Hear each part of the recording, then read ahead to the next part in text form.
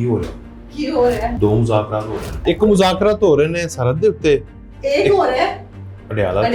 इमरान खान साहब ने कहा है बैरिस्टर गौहर को कि ठीक है इनसे बात कर लो, लेकिन ये जो मुज़ाकरात हैं अब मीडिया की चकाचौंध से दूर होंगे कि कैमरों की रोशनी में ये हमेशा खराब हो जाते हैं। मैं आपको बताऊं 1992 के बाद खान साहब माशाल्लाह इस दफ़ा माइनस रहे हैं ना, तो पाकिस्तान में खुशी आई है। 1992 के बाद नवाज शरीफ ने खान साहब को सियासत में एंट्री की दावत दी, नवाज शरीफ की अगली हुकूमत टूट गई, मुशर्रफ को सपोर्ट किया, ठीक है, पूरी सियासत में मुशर्रफ की सियासत में एंट्री डाल दी, ओला डिक्लाइन शुरू हो गया। पाकिस्तान की सियासत में एंट्री डाली, पाकिस्तान की सियासत का डिक्लाइन शुरू हो गया। बड़े बड़े लीडरान को अपनी पार्टी में लिया, ठीक है, उनका डिक्लाइन शुरू हो गया। फिर पाकिस्तान में हुकूमत संभाली, पाकिस्तान का डिक्लाइन शुरू हो गया, तबाही शुरू हो गई। कहा कि मैं पाकिस्तान को मजबूत बनाऊंगा, कश्मीर टूट गया। कहा मैं पाकिस्तान के गरीब को रोटी दूंगा, लंगर खाने बना दिए, पाकिस्तान की मैशत खाली हो गई। कहा सऊदी अरबिया मेरा बड़ा अच्छा दोस्त है, उन्होंने तैयारे से निकाल दिया। कहा रशिया और अमेरिका को दोनों को बराबर लेकर चलूंगा, दोनों ही हाथ से निकल गए। अब जब से वो माइनस है, अब वो खुशियां देख लें। तो इमरान खान को कौमी पनौती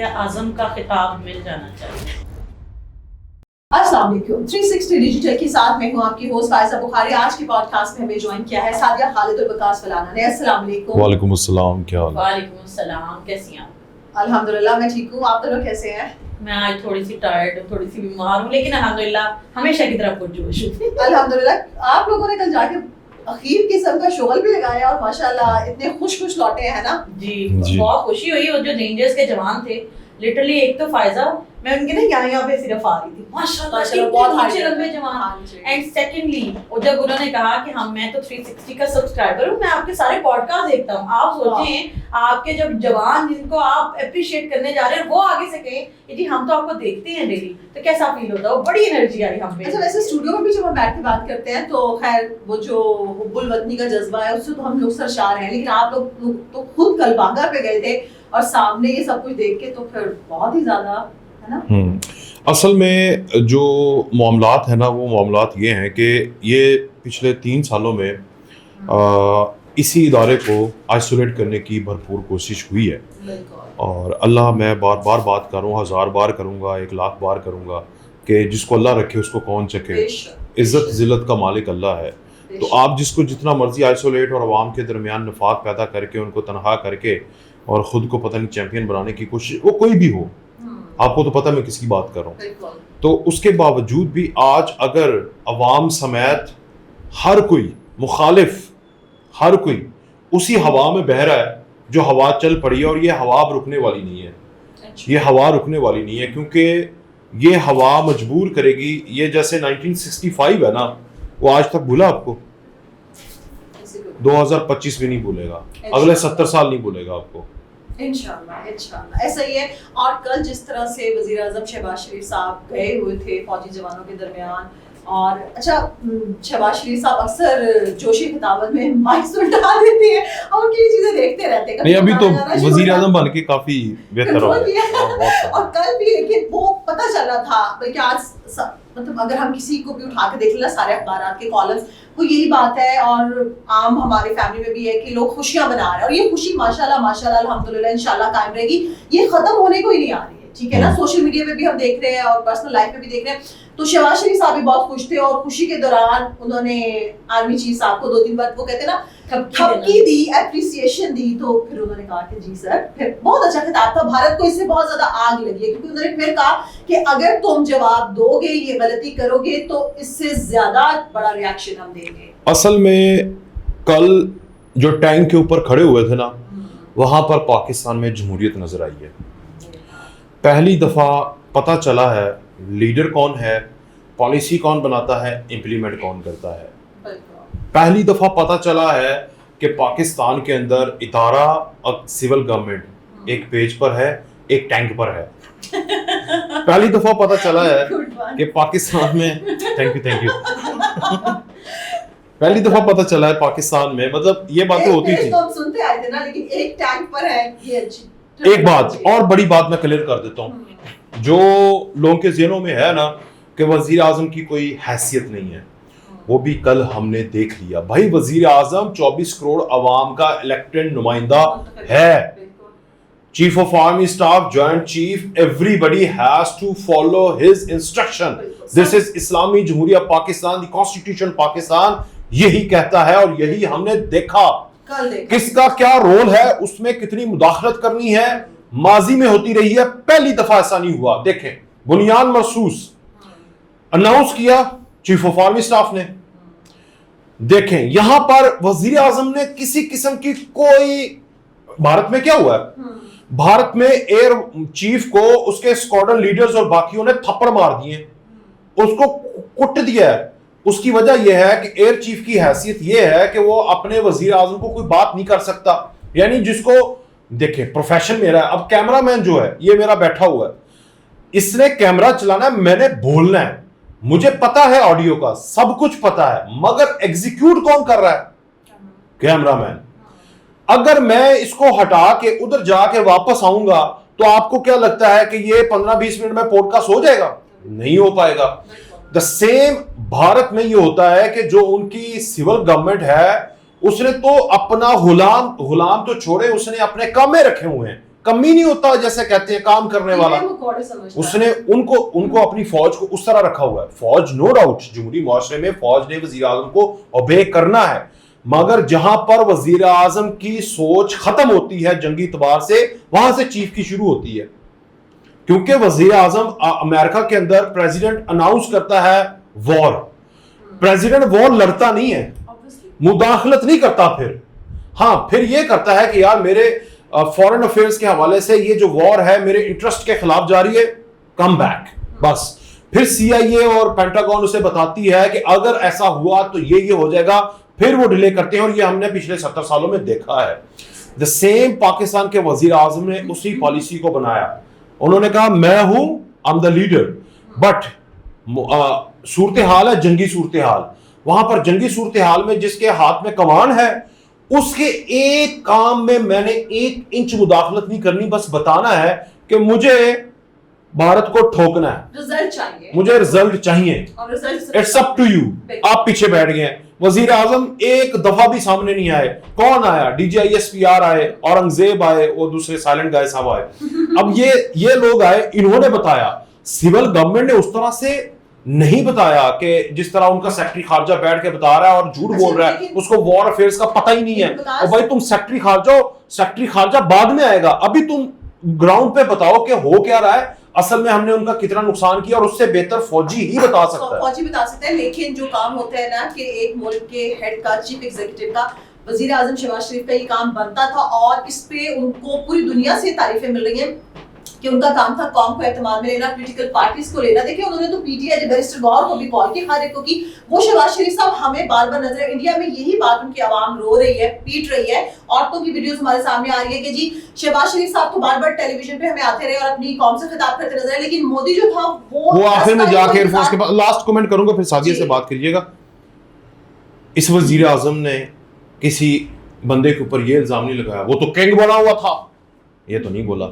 انہوں نے کہا ہے شاباش, یو پرفارمڈ ویری ویل, ٹھیک ہے, اور انہوں نے کہا thank you sir. Thank you. Sadia آپ کو کل جب یہ فوٹیج آپ نے دیکھی تو آپ کو کیسا لگا, اور آپ کیا سمجھتی ہیں وہ لوگ جو یہ سوچتے تھے اب ان کو لگ رہا تھا کہ شاید کوئی گورنمنٹ حالانکہ بہت اچھا اپنا رول پلے کر رہی ہے, لیکن پھر بھی کہتے تھے جی اتنا اچھا نہیں ہے جا رہا, تو یہ پیج جو ایک پیج کی باتیں کرتا ہے کبھی کل کو یہ پھٹ سکتا ہے, یہ علیحدہ ہو سکتے ہیں. میں تو سمجھتی ہوں کہ اتنے مضبوط ہو گیا ہے, مجھے 5 سال سے زیادہ کا ٹائم نظر آ رہا ہے. دیکھیں میں نے نا کل جب یہ اسپیچ سنی تھی تو کچھ میرا پرسنل میں نے اس کو انالیسس کیا. جو اسپیچ کے نا پارٹس ہیں, ایک تو سب سے پہلے آپ کو اس میں ایک نظر آئے گا, جیسے ابھی وکاس نے ذکر کیا, ڈیموکریسی کی ون نظر آئے گی آپ کو. ڈیموکریٹک نارمز یا ڈیموکریٹک گورنمنٹ میں جو پروسیجرز فالو کیے جاتے ہیں, زندہ جیتی جاگتی آپ کو مثال ملے گی کہ جو سپریم لیڈر ہے وہ ہمارے یہاں پہ پرائم منسٹر اور پریزیڈنٹ ہوتے ہیں. آپ کو دکھا انہوں نے وہاں پہ کھڑے ہو کے, اور ان کے جو انڈر تھے یعنی کہ جو آرمی چیف ہیں obviously وہ قانونی طور پہ تو وہ کھڑے ہیں, دین آپ کے چیف ایئر چیف ہیں, دین نیول کے ہیں, ان سب کو انہوں نے وہاں پہ ایڈریس کیا. ایڈریس کرنے کے ساتھ یہ تو تھا ایک والا جو ڈیموکریٹک ون تھی, ڈیموکریٹک نارمز کی ون تھی. اس کے بعد جو سیکنڈ اس کا میں نے دیکھا کہ جو اس کا اگر ہم ڈویژن کرتے ہیں کہ اسٹریٹ اوے ایک ملک کا وزیر اعظم آنکھوں میں آنکھیں ڈال کے کہہ رہا ہے ابھی ہم نے کیا ہے, रुक गए हैं तुम्हारे मिन्नत करने पे, दोबारा ये करोगे, दोबारा करेंगे। ये बड़ा स्ट्रॉन्ग स्टांस एक जमहूरी लीडर ने लिया है। देखिए फौज का तो काम ही यही है ना, फौज किसी भी मुल्क की हो, वो यही कहेगी कि हमला ना करना, हम ये कर देंगे, हम वो कर। लेकिन जो डेमोक्रेटिक गवर्नमेंट्स होती हैं उनमें जो डेमोक्रेटिक लीडर्स होते हैं उनको इतना स्ट्रॉन्ग स्टांस बड़ा सोच समझ के लेना पड़ता है, क्योंकि आपने इंटरनेशनल रिलेशंस देखनी होती हैं, अपनी खारजा पॉलिसीज देखनी होती हैं, आपने अपने कर्ज देखने होते हैं, आपने बहुत सारी चीजें देखनी होती हैं। वहां खड़े होके अगर शहबाज शरीफ साहब ने कहा ना कि मोदी साहब हमें भाषण ना दें, और एक बार नहीं ये जुमला उन्होंने 2-3 बार बोला है कि हमें भाषण ना दें, वहां खड़े होकर उन्होंने कहा कि कुलभूषण कहां से आया था, वहां खड़े होकर उन्होंने कहा कि BLF जो है वो कहां से बनती है, उसे कौन फंड करता है, और फिर वहां खड़े होकर जब वो उनकी टेररिज्म के सबूत दे रहे हैं, he knows it very well कि पूरी दुनिया इसको कवर कर रही है। आपका डेमोक्रेटिक लीडर उस मुकाम पे जब वो अपनी फौजों को शाबाश दे रहा है, जब वो बता रहा है कि I am the supreme leader of Pakistan according to the constitution of Pakistan, उसी सेम वक्त में वो आपके ऊपर हमला करने वाली की आंखों में आंखें डाल के बीइंग अ डेमोक्रेटिक लीडर कह रहा है एक बार किया दोबारा करोगे फिर माफी नहीं मिलेगी। सो ये अगर हम इसको एनालिसिस करें ना, ग्राउंड इसके देखें, इंटरनेशनली इसको बड़ा बहुत ही ज्यादा पॉजिटिव जेस्चर गया है। फिर देखिए लेकिन ये वैसे ही है ना कि जैसे जब नवाज शरीफ साहब ने एटमी धमाके तब भी कितना इंटरनेशनल प्रेशर था, लेकिन उन्होंने करके साबित किया कि मुल्क से आगे कुछ नहीं है, और उन्होंने डेमोक्रेटिक लीडर होने का भी सबूत दिया। अब मियां साहब उन्हीं के छोटे भाई हैं, उन्होंने भी जिस तरह से ललकारा। अभी रिसेंटली आजमा बुखारी साहबा ने कहा था कि बेशक नवाज शरीफ साहब जो है ना वो डायरेक्टली नहीं बोले इस मामले पे, लेकिन इस सारे ऑपरेशन में वो जो एडवाइस कर रहे थे उन्होंने बहुत ज्यादा वो तो बहुत ज्यादा जज्बाती हो गई। मैं इसको हाँ वो तो बहुत ही जज्बात, लेकिन उन्होंने कहा कि वो मशवरे दे, और जो कि मैं मानती हूँ कि जो उनके ट्रैक रिकॉर्ड है नवाज शरीफ और शहबाज शरीफ की सियासत का, तो आई डू अग्री कि हाँ हो सकता है कि हर मौके के ऊपर जो है वो जरूर उनको गाइडलाइन मिली हो, क्योंकि शहबाज शरीफ साहब ने आपको याद होगा कि जुमला कहा था कि मुझे आर्मी चीफ बार बार कॉल करके बता रहे थे, मुझसे बार बार पूछ रहे थे सर अब ये कर लूं। ये बड़े स्ट्रॉन्ग जुमले थे कि वो मुझसे पूछ रहे थे, क्योंकि हमारे यहाँ पे कॉन्सेप्ट क्या है, रूल तो फौज ही करती है जी फौज की मर्जी चलती है जी। वहां पे टैंक पे खड़े होके आपके डेमोक्रेटिक लीडर ने स्ट्रेट अवे आपके यूथियों को और इंडियन यूथियों को, यानी मोदी के जितने भी वो लोग हैं या फिर आपके जितने आपके क्रिटिक्स हैं, उन सबको बता दिया कि वो मुझसे पूछ रहे थे, वो मुझसे परमिशन ले रहे थे, मेरी परमिशन के साथ, यानी डेमोक्रेटिक लीडर की परमिशन के साथ उसकी अफवाज ने सिंक्रोनाइज होकर एक फैसला किया है। तो समझ जाओ पाकिस्तान में इस वक्त डेमोक्रेसी जितनी हाई राइज के ऊपर है कभी 70-75 साल में नहीं। तो ये पाकिस्तानियों के लिए बहुत अच्छा लम्हा है। हमारी फौजें, उनको पता है, वो जो हम कहते हैं ना फौज को सियासत नहीं करनी चाहिए, ये उसका जिंदा जीता जागता सबूत था।